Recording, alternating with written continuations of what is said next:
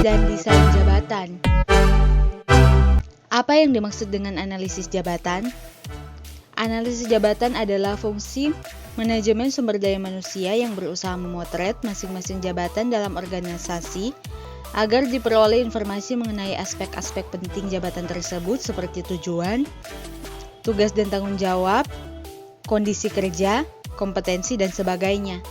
Analisis jabatan atau job analysis adalah proses sistematis untuk menentukan berbagai tugas, perilaku, dan aktivitas keterampilan pengetahuan dan spesifikasi karyawan yang diperlukan untuk menjalankan suatu pekerjaan atau jabatan. Jabatan versus posisi.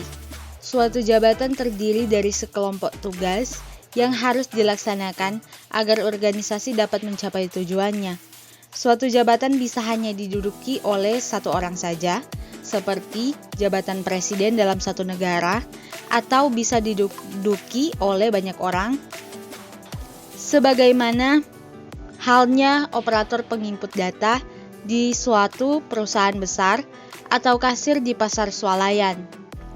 Posisi adalah kumpulan tugas dan tanggung jawab yang dilaksanakan oleh satu orang. Ada satu posisi untuk setiap orang dalam suatu organisasi.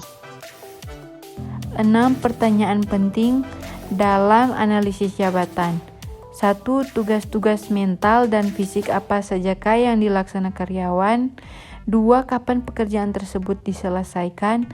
3. Di mana pekerjaan tersebut diselesaikan? 4. Bagaimana karyawan melaksanakan jabatannya? 5. Mengapa jabatan tersebut perlu dijalankan? 6. Persyaratan apa yang diperlukan untuk menjalankan jabatan tersebut? Apa hasil dari analisis jabatan? Pada intinya ada 3 dokumen yang dihasilkan dari proses analisis jabatan: deskripsi jabatan, spesifikasi jabatan, standar kinerja jabatan. Namun ketiganya bisa digabung menjadi satu dan cukup disebut deskripsi jabatan atau job description. Deskripsi dan spesifikasi jabatan. Deskripsi jabatan adalah dokumen yang memberikan informasi berkenaan dengan tugas-tugas, kewajiban-kewajiban, dan tanggung jawab suatu jabatan. Spesifikasi jabatan adalah kualifikasi minimum yang harus dimiliki seseorang agar dapat menjalankan jabatan tertentu. Standar kinerja jabatan. Standar kinerja jabatan adalah sasaran-sasaran baik kuantitatif maupun kualitatif yang harus dicapai oleh suatu jabatan dalam periode waktu tertentu. Sasaran kuantitatif misalnya peningkatan penjualan, target produksi, dan sebagainya.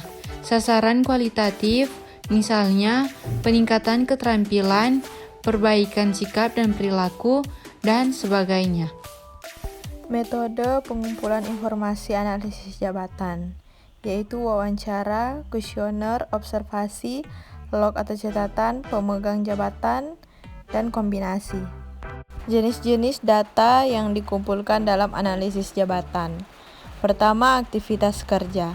Aktivitas dan proses kerja, catatan aktivitas atau dalam bentuk film, prosedur yang digunakan, tanggung jawab pribadi. Yang kedua, aktivitas berorientasi karyawan, perilaku manusia seperti tindakan fisik dan berkomunikasi dalam pekerjaan, gerakan dasar untuk analisis metode, tuntutan kerja pribadi seperti pengerahan tenaga, mesin, perkakas, peralatan, dan alat bantu kerja yang digunakan, hal berwujud dan tidak berwujud yang berhubungan dengan jabatan, pengetahuan yang berkenaan dengan atau diaplikasikan dalam jabatan seperti dalam akuntansi, bahan yang diolah, produk yang dibuat atau jasa yang diberikan. Jenis-jenis data yang dikumpulkan dalam analisis jabatan.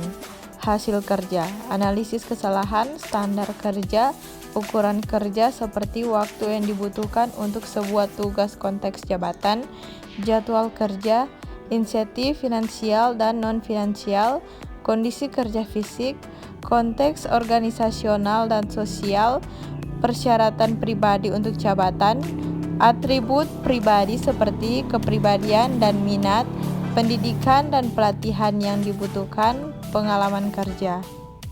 Hubungan analisis jabatan dengan fungsi MSDM lainnya. Penyediaan staf. Proses staffing akan kacau jika rekruter tidak mengetahui syarat-syarat yang diperlukan untuk menjalankan berbagai jabatan. Pelatihan dan pengembangan. Informasi deskripsi jabatan berguna untuk mengidentifikasi kebutuhan-kebutuhan pelatihan dan pengembangan. Penilaian kinerja.